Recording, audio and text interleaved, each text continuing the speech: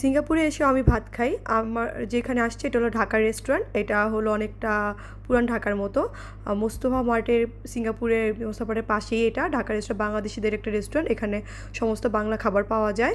এই জায়গার মধ্যে ভর্তা, ভাজি, মাছ, মাংস সব পাওয়া যায়। আমি আমার ফ্রেন্ডকে দিনের বেলা বলতেছিলাম ডিম ভাজি, ডাল দিয়ে ভাত খাবো রাতের বেলা।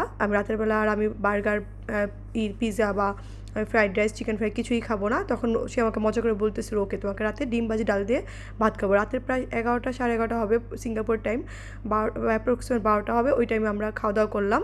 এখানে এই খাওয়া দাওয়ার সময় এখানে আমরা ভাত ভর্তা নিই। প্রতিটা প্লেট ভাতের হলো $8, অ্যাপ্রক্সিমেট বাংলাদেশি টাকা 100 টাকা, মানে সিঙ্গাপুর ডলার $1। প্রতিটা ভর্তা $1।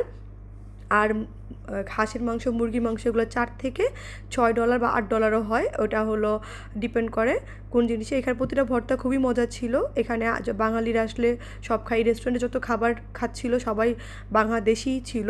এখানে আশেপাশে সবাই যারা থাকে তা বাংলাদেশিরা বেশিরভাগ থাকে। মোস্তফা মার্টের পাশে এই জায়গাটা সুন্দর হলেও এই জায়গাটা ঠিক সিঙ্গাপুরে যেরকম অনেক লাক্সারিয়াস, জাঁকজমক, চাকচিক্য আছে, এখানে ওরকম না। এটা বাংলাদেশে পুরান ঢাকার মতো।